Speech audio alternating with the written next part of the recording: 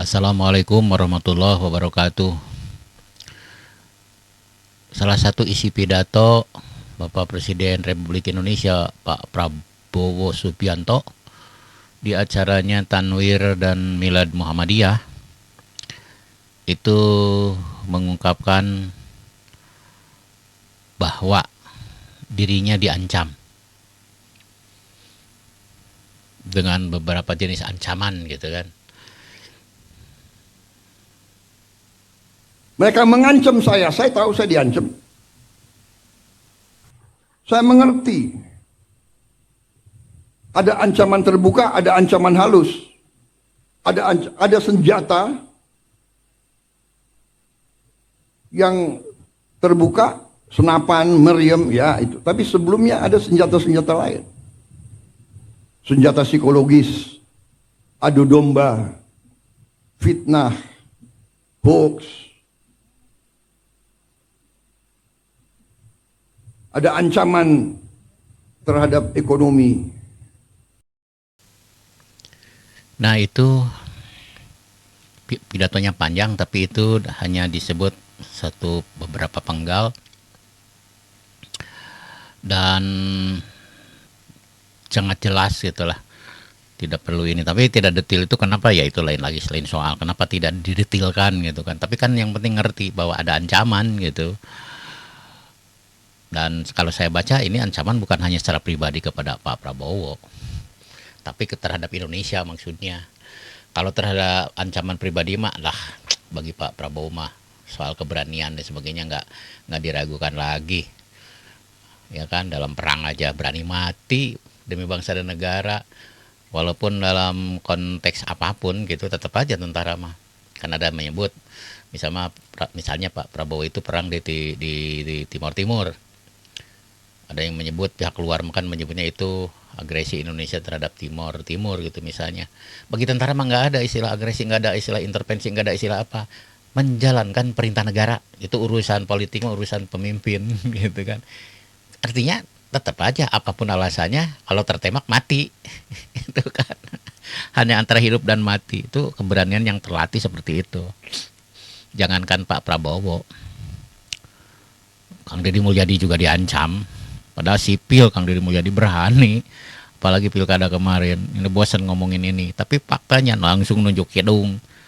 Itu kan karena ada orang yang dulu pernah ngajak perang sebagainya. Bukan tidak berani melayani.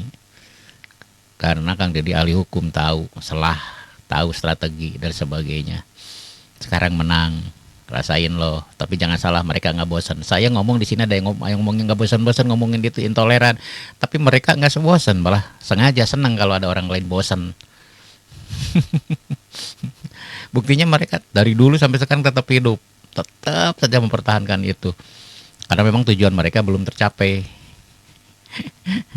Untuk menguasai Indonesia nggak tercapai, belum tercapai. Makanya ancamannya kata Pak Prabowo ada yang terbuka. Kalau terbuka mah tahulah, percaya tentara itu terlatih.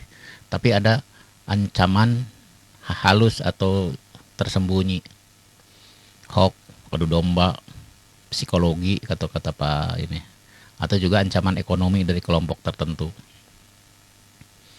Itu kan karena sosok Pak Prabowo ini kan bisa saja merugikan mereka. Sifat Prabowo itu kalau justru saya melihatnya ada semacam kesamaan dengan Kang Deddy Mulyadi. Keberaniannya jelas dua-duanya juga, yang cuma beda satu militer atau mantan militer, yang satu sipil. Kedua ketegasannya, sama-sama tegas, berbasis hukum. Kang Deddy jelas apalagi sarjana hukum, mana boleh mana tidak boleh, yang melanggar ditindak secara hukum. Ya, Pak Prabowo tegas juga. Tak peduli siapa, kalau salah tegur minimal. Gitu kan? Itu ketegasan. Kemudian hati, keduanya punya jiwa dan hati yang sangat baik. Kang Deddy Mulyadi nggak diragukan lagi bagaimana memperhatikan rakyat kecil. Bahkan dalam videonya mengapa dia tinggal di kampung, kan itu kan bentuk keperhatian pada masyarakat kecil. Langsung action juga. Cuma bedanya kalau Kang Deddy diekspos oleh media, oleh tim itunya kan, punya ada tim seninya dan segala macam gitu kan. Tapi kalau Pak Prabowo eh, nggak nggak diekspos karena tidak boleh. Kalau ada ajudannya atau siapapun mau memberitakan bahwa Pak Prabowo membantu siapa gitu kan, orang siapa, nggak boleh diungkapkan ke publik karena memang niatnya mungkin ibadah gitu kan, ibadah. Ternyata orang yang banyak yang mencurigai atau underestimate bahwa Pak Prabowo itu agamanya nggak jelas kan dulu gitu kan, ternyata amaliyahnya justru lebih baik. Dan sekarang berbentuk apa? Yang kelihatan kebijakannya yang pro rakyat, misalnya kemarin menaikkan upah, ya termasuk juga makan nanti program makan gratis, itu kan bentuk kepedulian terhadap rakyat berupa kebijakan gitu. Karena sebagai pimpinan. Jadi kalau menurut saya ada kesamaan antara keberanian, ketegasan dan jiwa sosialnya itu sama gitu kan. Yang satu memimpin Indonesia, yang satu memimpin Jawa Barat. Ya mudah-mudahan aja Provinsi Jawa Barat masyarakatnya konsisten seperti ini, memilih pemimpin itu bukan koar-koar ngomongnya tapi real gitu kan, orangnya memperhatikan rakyat kecil. Insya Allah Jawa Barat maju, Indonesia pun berjaya kalau didukung. Kalau enggak ya tetap aja susah karena rakyatnya juga sendiri yang menentukan. Di mana tantangannya? Di antaranya ya kelompok itu ancaman dari dalam. Mereka itu mencoba mencari dukungan rakyat untuk melawan pemerintahan yang sah. Itu kan selalu begitu. Coba bukan sekarang-sekarang aja. Sejak reformasi bergulir, mulai mereka bergerak dan mulai nampak sejak SBY. Kemudian Jokowi. Nah sekarang Pak Prabowo belum apa-apa sudah kumpul-kumpul. Unjuk kekuatan itu. Walaupun namanya bukan demo. Pidatonya bagus, kita dukung pemerintah. Kalau zolim kita berjuang sampai titik darah bisa itu dalam rangka mencari simpati dulu. Ya kan, nggak ada acara apa-apa, kumpul aja istilahnya, terserah lah, flashback, reuni mungkin, reuni yang aneh. Reuni memang pengertian secara arti mah berkumpulnya kembali teman lama yang sudah lama, ya teman-teman demo. Teman demo kumpul, kapan lulusnya ya ada reuni. Jadi disebut teman lama baru setahun, berapa bulan kumpul, berapa bulan jaraknya kumpul. Daerah reuni mah dalam kabus bahasa Indonesia itu bertemunya kembali atau pertemuan yang dilakukan oleh teman-teman sahabat-sahabat yang sudah lama tidak bertemu. Misalnya di sekolah SMA angkatan sekian gitu, udah 20 tahun gak ketemu lagi udah berbeda gitu, status berbeda, nanti berbagi rasa gitu kan, berbagi pengalaman, cerita, suka duka dan sebagainya lah pokoknya mah bersama teman kan begitu. Ini mah reuni baru kemarin reuni lagi gitu. Yang aneh ya gitu. Apa gitu yang bicarakan apa? Itu sebenarnya bukan reuni tapi penggalangan massa. Apa perlu? Oh iya, bagi mereka penting. Kenapa? Sugesti supaya orang lain tertarik, simpati. Kan sugesti itu ada sugesti mayoritas, sugesti otoritas, dan sugesti senioritas. Tas. Sugesti mayoritas itu kita akan terpengaruh kalau lihat orang banyak. Atau terpengaruh oleh suara terbanyak. Suara banyak terpengaruh. Makanya dalam pilkada juga selalu ada perang opini tentang survei, hasil survei itu yang berperang itu deg-degan. Wah, satu survei banyak yang ini. Karena apa? Mempengaruhi orang secara psikologis. Itu sugesti. Coba kita datang ke toko offline, bukan toko online. Toko online juga biasanya kan tidak digunjung orang, tapi reviewnya yang dibaca. Ketika toko ada yang sepi, ada yang rame. Yang satu sama jualannya, tapi yang satu mah sepi. Tapi yang satu lagi toko itu banyak pengunjungnya, gonyok. Kira-kira kita mau masuk ke toko yang mana? Yang sepi atau yang banyak pengunjung? Naluri kita secara di bawah sadar, kita akan langsung menuju ke tempat yang ramai. Karena anggapan kita kalau di ramai itu pasti lebih murah mungkin, lebih bagus, lebih dipercaya, pikiran kita itu sebenarnya, karena melihat mayoritas ada di situ. Padahal ya belum tentu. Itu hanya psikologi aja. Nah itu yang dipakai oleh mereka supaya banyak gitu kan pengunjungnya. Walaupun dulu mah jutaan, dan sekarang ribuan. Nah dibuat seperti banyak aja. Gimana dipencar supaya jalan terisi penuh. Kemudian kalau diupload ke medsos, cara mengambil fotonya, bahasa fotografi apa? Angle-nya, sudut pandangnya, sudut kacamatanya dari mana, biar kelihatan banyak. Yang datang 1.000 pun dibuat 1.000.000 gitu. Kan begitu. Pas ada pihak lain yang motret dari udara kok beda. Nah itu kan aspek psikologi yang dimainkan supaya terkesan banyak, kita terpengaruh. Itu sugesti. Ada juga sugesti otoriter. Jadi kalau orang sudah terbeli, apapun yang disampaikan itu kan menjadi otoritas. Karena kita sudah memuja-muja, mengkultuskan orang yang kita dukung, kita puja. Apapun perintahnya diturut, itu karena otoritas dianggapnya. Kan bersifat otoriter kan. Jadi ikhwannya nurut, disuruh apapun nurut.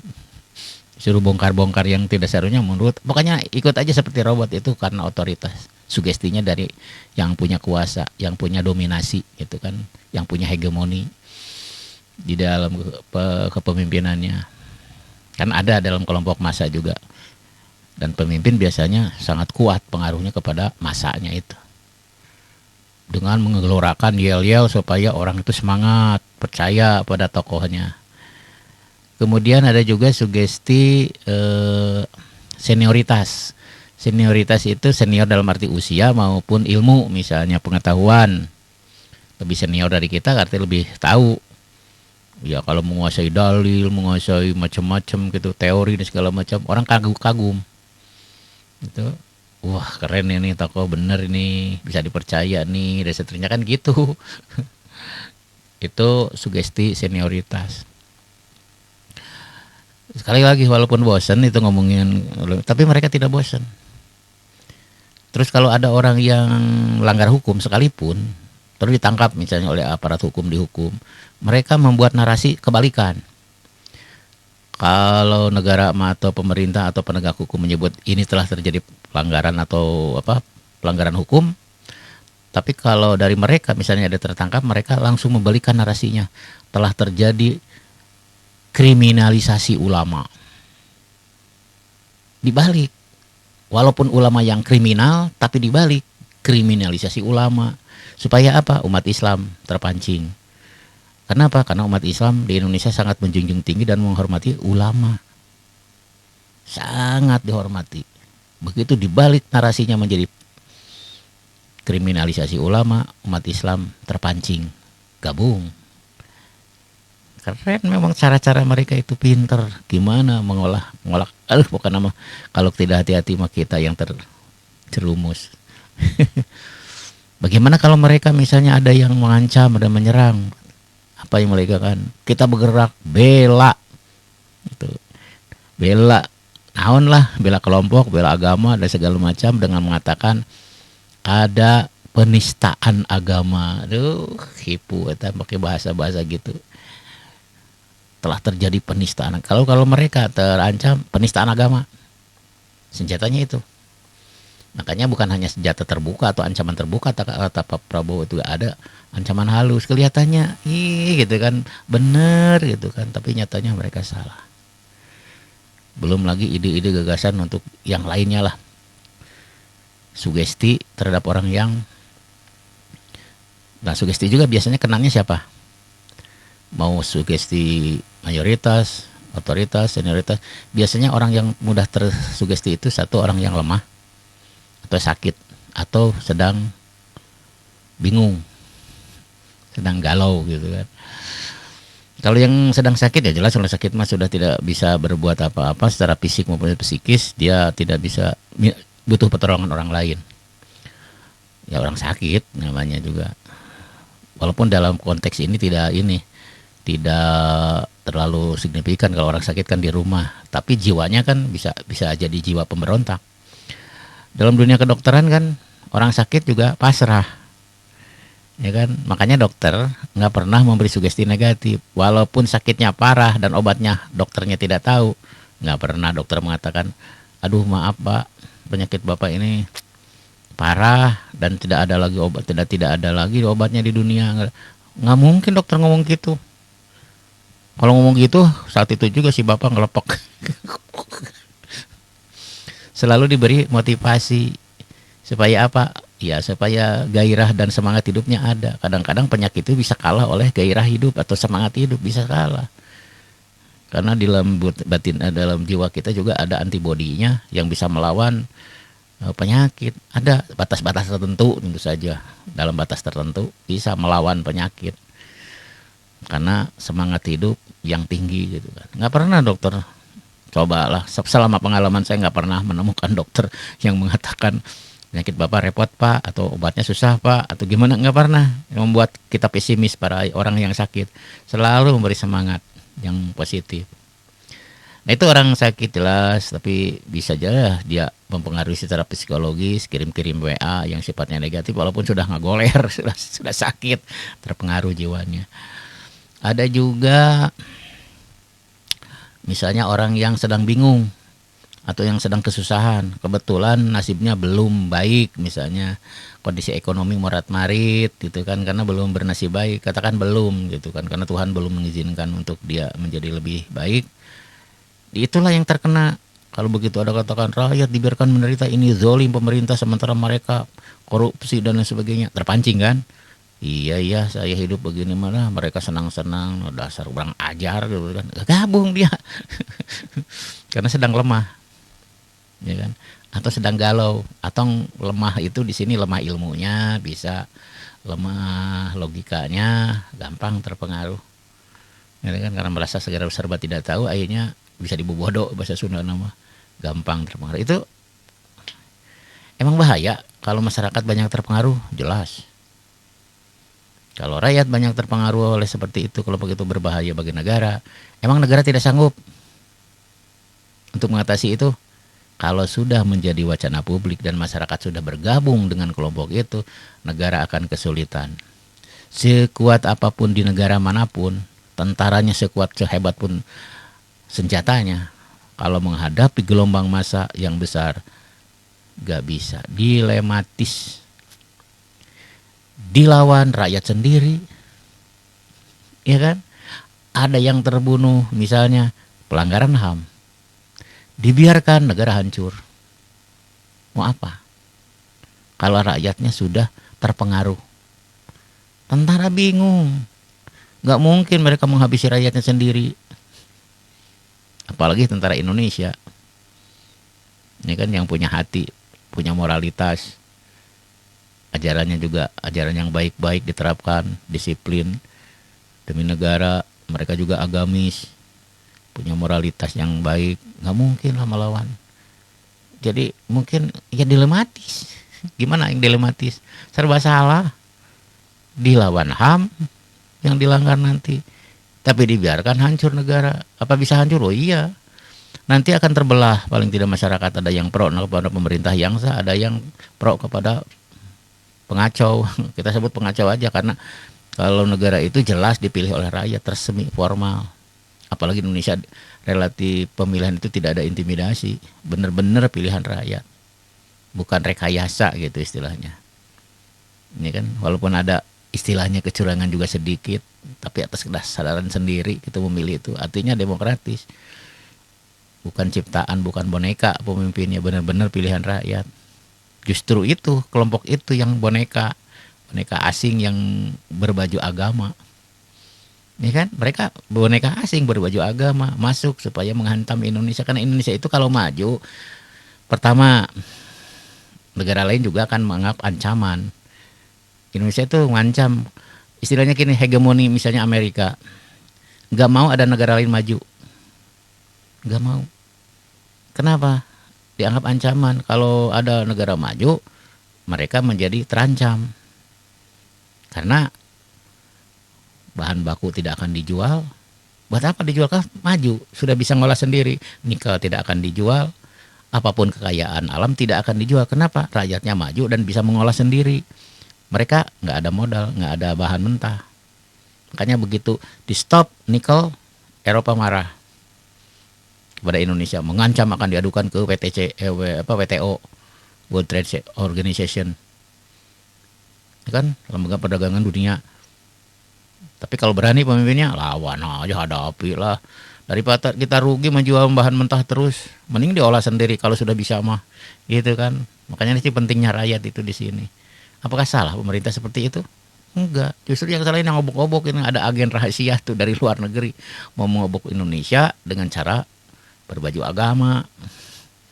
Kalau rakyat sudah bersatu untuk menolak sebuah kebijakan seburuk-buruknya istilahnya pemerintah, kalau pilihan rakyat nggak mungkin sampai merusak negara. Seburuk-buruknya gitu kan, seburuk-buruknya pemimpin. Apalagi kalau pemimpin itu punya jiwa sosial, punya jiwa betul-betul ingin bangun negara, kesatria. Rasanya justru mereka tidak ada aksinya. Mana buktinya mereka membantu sesama fakir miskin aja nggak ada. Paling simbol-simbol aja. Kalau ada bencana baru ngirim dengan bendera, itu pun bendera organisasi gitu kan. Uangnya dari mana? Donasi. Bukan dari tokohnya memberi contoh, donasi dari umat kumpulkan atas nama begitu kan, tahu lah, gitu-gituan aja. Jadi tergantung kita masyarakatnya, apakah kita akan ingin Indonesia bertahan seburuk apapun pemerintahan, apalagi kalau pemerintahnya bagus, atau mau dikorbankan demi ideologi yang jelas-jelas tidak salah, yang jelas-jelas tidak benar tapi salah, yang jelas-jelas mereka salah, ya kan? Apalagi sudah ada penelitian-penelitian bahwa mereka itu sebenarnya penyusup yang tidak jelas asalnya. Kata Kiai Imaduddin kan sudah ya sering baca lah, nggak usah diulang lagi nanti bosan lagi. Tergantung kita. Mari kita merenung, apakah anak cucu kita, saudara kita setuju kalau mereka bergabung dengan orang-orang yang memang merongrong kesatuan negara Republik Indonesia, ataukah kita ingin tetap mempertahankan Indonesia dengan damai? Karena dalam kondisi damai, kerja nyaman, walaupun nasib kita belum baik, ya kan, belajar nyaman, ibadah pun nyaman, pasrah diri pada Tuhan juga nyaman. Tapi kalau dalam kondisi perang, saudara, setiap hari terancam, diancam oleh saudara kita karena beda agama, beda ajaran, ya kan, terancam oleh perang, senjata, peluru berseliweran di atas kepala, bagaimana bisa ibadah? Susah. Itu pengalaman orang tua dulu kan, ceritanya seperti itu. Jadi sholat ke susulumputan gitu, sieun gitu kan, di balik batu karena sungceng, ciang, petuk, ciang, petuk. Duh, ngeri ya. Mudah-mudahan tidak terjadi. Nauzubillahi min dzalik. Terima kasih. Billahi taufiq wal hidayah. Wassalamualaikum warahmatullahi wabarakatuh.